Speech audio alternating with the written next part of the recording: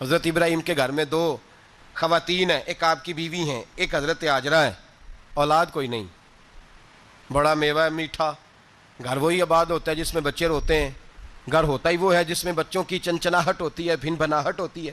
حضرت ابراہیم نے ایک بچہ روتے ہوئے دیکھا تو آنکھوں میں آنسو آئے، کہنے لگے ربی ہب لی من الصالحین، یا اللہ مجھے بھی نیک اولاد عطا کر دے۔ حضرت سارہ نے سن لیا، کہنے لگی ابراہیم شاید میرے بطن سے تو آپ کو نصیب نہیں، ہاجرہ سے نکاح کر لو۔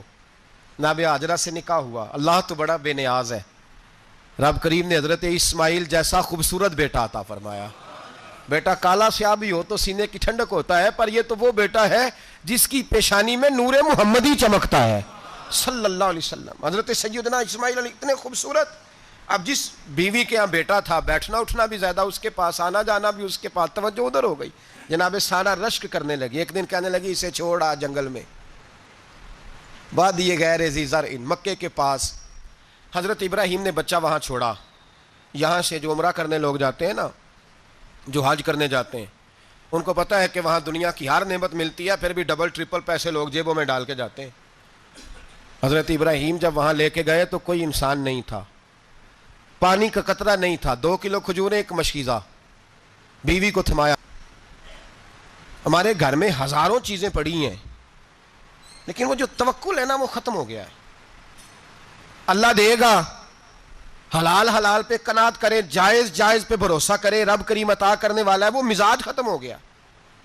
حضرت سیدنا ابراہیم علیہ السلام 2 کلو کھجوریں، ایک مشکیزہ پانی کا دے کر کے، اور وہاں بٹھایا آپ نے اپنے بچے کو اور اپنی زوجہ جناب ہاجرہ کو، اور بٹھا کر کے یہ واپس پلٹنے لگے تو حضرت ہاجرہ سلام اللہ علیہ نے آواز دی، کہا ابراہیم کس کے سہارے پہ چھوڑ کے جا رہے ہو؟ جہاں آب زمزم کا کنواں ہے نا، جو لوگ گئے ہیں جنہوں نے صفا مروہ کی صحیح کی ہے، صفا مروہ سے باہر نکلے نا، سرکار کی ولادت کا مقام ہے، اس جگہ پہ آب زمزم کا کنواں تھا، وہاں حضرت سیدنا ہاجرہ کو بٹھایا، کوئی چیز نہیں، کوئی درخت نہیں، کوئی کھیت نہیں، کوئی پانی نہیں، کوئی کنواں نہیں، وہاں بٹھایا اور بٹھا کر کے نکلنے لگے تو جناب ہاجرہ فرمانے لگی ابراہیم کس کے سہارے پہ چھوڑ کے جا رہے ہو؟ کہنے لگے اللہ کے سہارے پہ۔ تو پاک باز بی بی نے ایک لفظ پوچھا، کہا ابراہیم یہ میرے رب کا حکم ہے، یہ میرے، بس جن کا عقیدہ توحید مضبوط ہو ان کے لیے ایک جملہ کافی ہوتا ہے، یہ میرے اللہ کا حکم ہے۔ تو جناب ابراہیم علیہ السلام فرمانے لگے ہاجرہ ہاں رب کا حکم ہے۔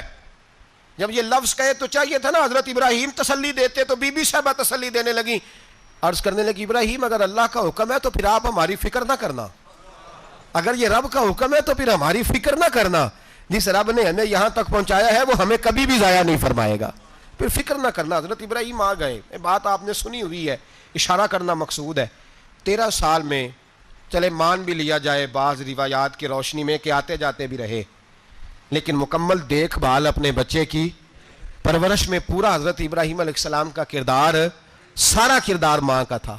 میں جب خواتین کے بارے میں کوئی بات کرتا ہوں تو میں آپ کو اکثر کہتا ہوں کہ یہ صرف بیوی کے لیے حکم نہیں ہوتا، یہ ٹریننگ بیٹی کو دینی ہے اور بہن کو دینی ہے، یہ تربیت کریں اپنے گھر میں۔ میں تجربے کی روشنی میں یہ بات عرض کیا کرتا ہوں کہ بھائی بچے باپ کے فرما بردار اس وقت ہوتے ہیں جب اماں انہیں باپ کا فرما بردار کرتی ہے، اور بچے باپ کے نافرمان بھی تب ہوتے ہیں جب اماں انہیں باپ کا۔ میں نے اپنے کانوں سے سنا ایک دفعہ ایک بچہ اپنے باپ سے کہہ رہا ہے آپ نے تو ساری زندگی باہر گزار دی، پیسے کمانا کون سا مشکل کام ہے، دکھ سکھ تو سارے اماں نے برداشت کیے، اسکولوں میں وہ جاتی تھی، فلانا کام وہ کرتی تھی، فلانا کام۔ اب یہ سوچ اس کی ذاتی تو نہیں، یہ اس کو دی گئی ہے، اور اگر اس کو یہ سوچ دے دی جائے کہ اماں کہے کہ میں تو اپنوں میں رہی ساری زندگی، میں نے تو اپنوں میں وقت گزارا، اور تیرا باپ تو کئی دفعہ جنازے بھی نہیں پڑھ سکا، اس نے تو ماں باپ ایسے دفن کر دیے، وہ اگر یہ سوچ فراہم کرے تو پھر بچہ باپ کا فرما بردار ہوتا ہے۔ اور یہ والی روایتیں ہم بیوی کو سناتے ہیں، حالانکہ کس کو سنانی چاہیے؟ بولیے، بہن اور بیٹی کو، بہن اور بیٹی کو سنائیں یہ باتیں، ان کو سمجھائیں، تاکہ آگے جا کے وہ جو گھر ترتیب دیں وہ گھر بڑا عمدہ اور نکھرا ہوا ہو۔